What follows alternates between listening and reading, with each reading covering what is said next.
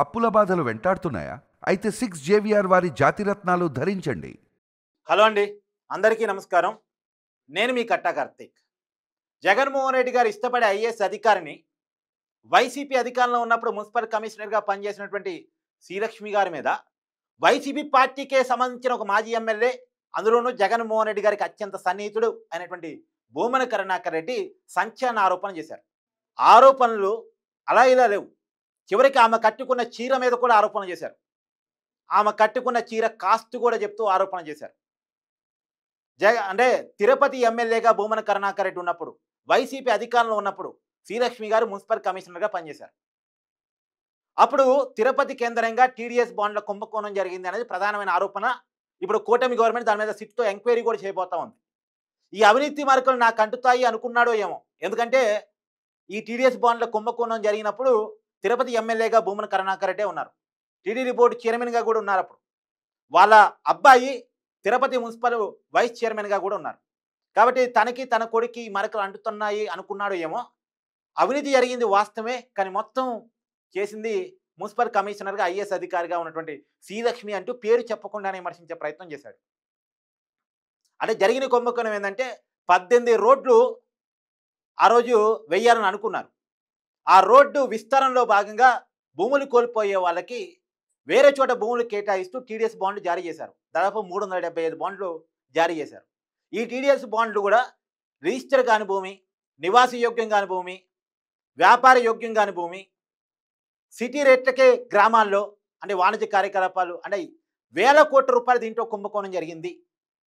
ఇది కూటమి గవర్నమెంట్ చేస్తున్న ఆరోపణ కాదు, టీడీపీ నాయకుడు చేస్తున్న ఆరోపణ కాదు, వైసీపీ సంబంధించినటువంటి మాజీ ఎమ్మెల్యే చేసిన ఆరోపణ. కానీ ఈ వేల కోట్ల కుంభకోణానికి భూమన కరుణాకర్ రెడ్డికి సంబంధం లేదు. ఈ వేల కోట్ల కుంభకోణం అంతా కూడా ఐఏఎస్ అధికారినే చేసింది అనేది అతను చేసిన ఆరోపణ. ఈ ఆరోపణలు విన్నప్పుడు లేదా ఆ వీడియో చూసినప్పుడు ఎవరికైనా అర్థమయ్యేటువంటి విషయం ఏంటంటే, ఒక మనిషితో అవసరం ఉన్నప్పుడు ఒకలాగా, అవసరం తీరిన తర్వాత మరోలాగా వైసీపీ వ్యవహరిస్తుంది అనేది. నేను ఎందుకు చెప్తున్నా అంటే కొన్ని ఉదాహరణలు కూడా చెప్పాలంటే చెప్తాను మీకు. ఇదే ఐఏఎస్ శ్రీలక్ష్మి గురించి చూడండి. ఆవిడ all India ranker, top IAS. ఆమె మీద ఎలాంటి కేసులు ఆరోపణలు కనుక లేకపోయి ఉంటే ఇవాళ కేంద్ర క్యాబినెట్ సెక్రటరీగా ఆమె పనిచేసేవాళ్ళు. ఆమె స్థాయి అది, ఆమె లెవెల్ అది.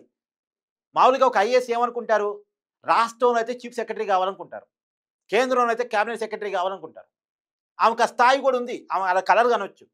కానీ 2004లో కాంగ్రెస్ గవర్నమెంట్ వచ్చిన తర్వాత ఉమ్మడి రాష్ట్రంలో జగన్మోహన్ రెడ్డి గారి తండ్రి రాజశేఖర రెడ్డి గారు ముఖ్యమంత్రి అయిన తర్వాత ఉమ్మడి అనంతపురం జిల్లాలో ఉన్నటువంటి ఓబులాపురం మైన్స్ లీజ్ గాడి జనార్దన్ రెడ్డికి కేటాయించడం మీద అనేక ఆరోపణలతో ఆ రోజుల్లో కేసు నమోదైంది 2010-11లో.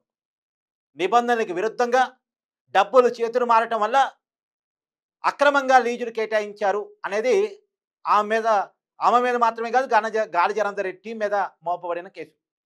మళ్ళీ ఈ గాడి జనార్దన్ రెడ్డి ఎవరు? జగన్మోహన్ రెడ్డి గారికి దేవుడిచ్చిన అన్నయ్య అని ఆయన చెప్పుకున్నారు కదా, ఆయన మీద నమోదైన కేసు. సుప్రీంకోర్టులో ఈ కేసులో దోషిగా తేలి గాడి జనార్దన్ రెడ్డి ఆయన టీం ఇప్పుడు జైల్లో గడుపుతా ఉన్నారు. కానీ ఈ కేసులో శ్రీలక్ష్మి గారు గతంలో బయటపడ్డారు. హైకోర్టులో డిశ్చార్జ్ పిటిషన్ వేసుకొని డిశ్చార్జ్ కాగలిగారు. ఈ కేసుకి నాకు సంబంధం లేదు, ఈ కేసులో నాకు ఎలాంటి పాత్ర లేదు అని ఆమె హైకోర్టులో డిశ్చార్జ్ చేసుకొని బయటపడ్డారు. కానీ మొన్న సుప్రీంకోర్టు ఇచ్చిన తీర్పు తర్వాత ఏమని కూడా మళ్ళీ కేసులో నిందితురాలుగా చేరుస్తూ ఏమ మీద కూడా సిబిఐ ఎంక్వైరీ నడుస్తూ ఉంది. గతంలో జైలుకి పోయి ఇచ్చారు ఆవిడ. రాజశేఖర రెడ్డి గారి ప్రభుత్వ పుణ్యమాని జగన్మోహన్ రెడ్డి గారి ఆ రోజు చేసినటువంటి చక్రం తిప్పడం ఫలితంగా ఆమె గతంలో జైలుకి పోయి వచ్చారు. కొన్ని నెలల పాటు జైల్లో ఉన్నటువంటి ఐఏఎస్ ఆవిడ జగన్మోహన్ రెడ్డి గారి బాధితురాలు నిజాన్ని చెప్పాలంటే. అయితే జైలు నుంచి బయటకు వచ్చిన తర్వాత ఆమె తెలంగాణ క్యాడర్లో ఉంటూ వస్తున్నారు. 2019లో జగన్మోహన్ రెడ్డి గారు ఎప్పుడైతే అధికారంలోకి వచ్చారో ఆమెని కేంద్రంతో లాబింగ్ చేసుకొని తెలంగాణ గవర్నమెంట్తో మాట్లాడుకొని ఆంధ్రాకు తెప్పించుకున్నారు. ఆంధ్రాలో కూడా చాలా కీలకమైన మున్సిపల్ కమిషనర్గా ఆమె నియమించుకున్నారు. ఆ మున్సిపల్ సెక్రటరీగా ఉంటే వీళ్ళకి కావాల్సిన పనులు అవుతాయి అనుకున్నారు. ఏమో మొత్తానికి ఆమె అటు పెట్టుకున్నారు. ఇలా ఆమె మీద మళ్ళీ వైసీపీ నాయకులు రివర్స్ అయ్యి మాట్లాడే ప్రయత్నం చేస్తూ ఉన్నారు. జగన్మోహన్ రెడ్డి గారి వల్ల, రాజశేఖర రెడ్డి గారి వల్ల, ఆ ప్రభుత్వ విధానాల వల్ల, ఆ రోజు జరిగినటువంటి మైనింగ్ వ్యవహారాల వల్ల జైలుకి వెళ్ళి వచ్చిన వ్యక్తి, కేసు ఎదుర్కొంటున్న వ్యక్తి, మానసికంగా డిస్టర్బ్ అయినటువంటి వ్యక్తి మళ్ళీ జగన్మోహన్ రెడ్డి గారి వల్ల మళ్ళా సమాజంలో మళ్ళీ ఒక మున్సిపల్ కమిషనర్గా వెలుగులోకి వచ్చిన వ్యక్తి మళ్ళా ఆమె మీద ఆరోపణలు మోపే ప్రయత్నం చేస్తున్నారు వాళ్ళు తప్పించుకోవడం కోసం. నిజానికి ఆమె ఐఏఎస్గా ఉండి అవినీతి చేస్తున్నారనుకో ఎమ్మెల్యేగా భూములు ఉన్నాడుగా, ముఖ్యమంత్రిగా జగన్మోహన్ రెడ్డి ఉన్నాడుగా, ప్రభుత్వం వాళ్ళదేగా. ఏం ఆపే ప్రయత్నం చేయలేదా? అడ్డుకునే ప్రయత్నం చేయలేదా? ఇవాళ ఆరోపణలు చేస్తున్నారా ఎందుకు? ఆ రోజు ఓకే మీకు, ఈరోజు ఓకే కాదా? అంటే ఇలాంటి ఉదాహరణలు చాలా ఉన్నాయి జగన్మోహన్ రెడ్డి గారికి సంబంధించి కూడా. ఇప్పుడు జగన్మోహన్ రెడ్డి గారి మీద 2010-11లోనే 20 సిబిఐడి కేసులు ఉన్నాయి. ఈ కేసులో నేను దోషిని కాదు అని జగన్మోహన్ రెడ్డి గారు తప్పించుకోవడం కోసం 2004లో నాకు ఎలాంటి పదవి లేదు, నేను ఎంపీని కాదు, ఎమ్మెల్యేని కాదు, ముఖ్యమంత్రిని కాదు, ఈ అక్రమాస్తుల కేసులన్నీ కూడా రాజశేఖర రెడ్డి గారికే సంబంధం, చిన్న కేసులు కాదు జగన్మోహన్ రెడ్డి గారి మీద మోపబడింది 43,000 కోట్ల అక్రమాస్తుల కేసులు. కాదు ఈ కేసులో నన్ను అక్రమంగా ఇరికించారు, నాకేం పదవి ఉంది, నేనెట్లా లాబింగ్ చేసుకుంటాను, అంతా రాజశేఖర రెడ్డి గారు వాళ్ళ క్యాబినెట్ తప్పు అని జగన్మోహన్ రెడ్డి గారు డిశ్చార్జ్ పిటిషన్ వేసుకుంటే రాజశేఖర రెడ్డి గారి పేరుని ఛార్జ్ షీట్లో చేర్చారు. అంటే తను తప్పించుకోవడం కోసం తన తండ్రి పేరును ఛార్జ్ షీట్లో చేర్పించినటువంటి వ్యక్తి జగన్మోహన్ రెడ్డి అని నేను చెప్పడం కాదు, నేను ఈ ఆరోపణ చేయదలుచుకోలే. రాజశేఖర రెడ్డి గారి కూతురు, జగన్మోహన్ రెడ్డి గారి చెల్లి షర్మిల చేసిన ఆరోపణ. జగన్మోహన్ రెడ్డి గారు చెప్పిన కేసు వేసినందుకు పొన్నవోలు సుధాకర్ రెడ్డికి జగన్మోహన్ రెడ్డి గారు అధికారంలోకి వచ్చిన తర్వాత అడిషనల్ అడ్వకేట్ జనరల్ ఇచ్చారు అని ఆ సంచలన ఆరోపణ చేశారు.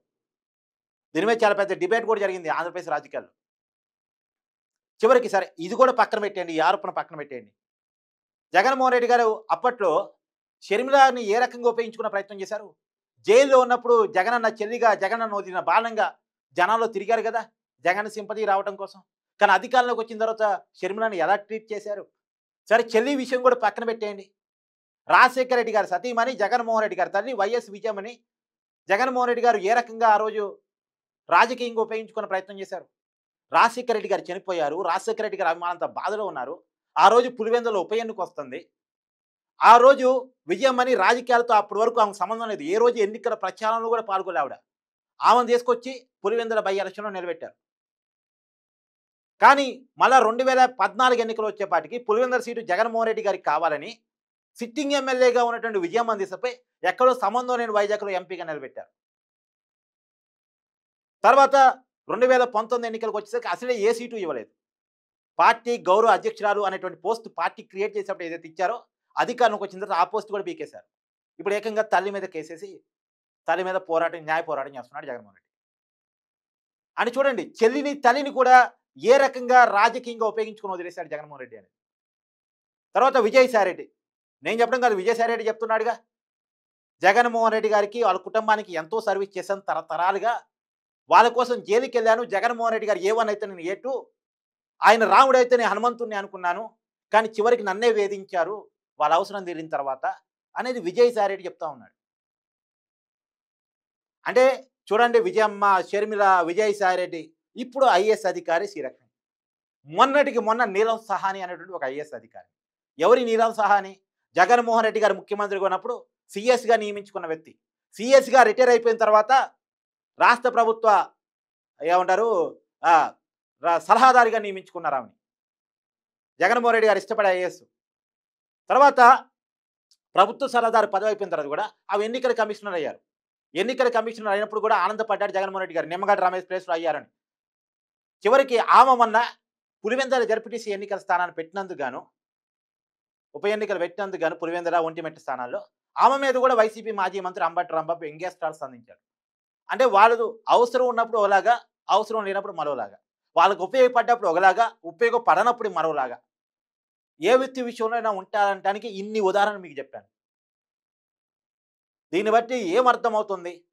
జగన్మోహన్ రెడ్డి గారితో ట్రావెల్ అయితే సొంత తల్లిని, చెల్లిని, చివరికి వైసీపీ క్యాడర్ను కూడా ఆయన ఏ రకంగా వాడుకొని వదిలేస్తారు అనేటువంటిది మీ అభిప్రాయాన్ని కూడా దయచేసి కామెంట్ చేయండి. Thank you.